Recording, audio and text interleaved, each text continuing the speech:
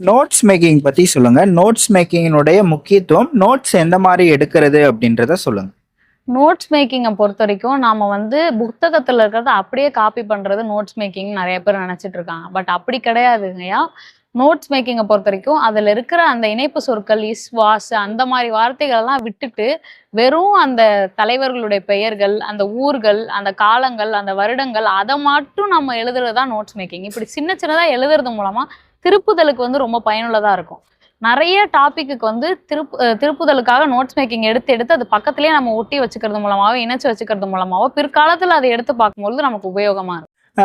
Notes making பொறுத்த வரைக்கும் நெறைய பேர் வந்து அத நேர விரயம் அப்படின்னு சொல்றாங்க. 1. 2வது வந்து எந்த டைம் நோட்ஸ் எடுக்கிறதுன்னு எனக்கு தெரியல. எனக்கு வந்து எல்லாமே முக்கியமானதா தெரியுது. இது தேவையா? இது தேவையில்லையா? அப்படின்றத கண்டுபிடிக்க முடியல அப்படின்றும் சொல்றாங்க. இது 2த்துக்கும் உங்களோட பதில்?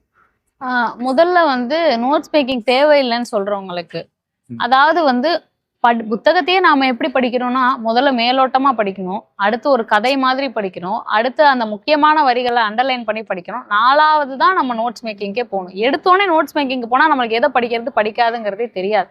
ஸோ இப்போ நம்ம இந்த 3வது நிலையில தான் முக்கியமானது அண்டர்லைன் பண்ணி வைக்கிறோம்ல, அப்போ அதை மட்டும் நாம வந்து நோட்ஸ் மேக்கிங்க்கு எடுத்துக்கிட்டு அதை நம்ம பயன்படுத்திக்கலாம்.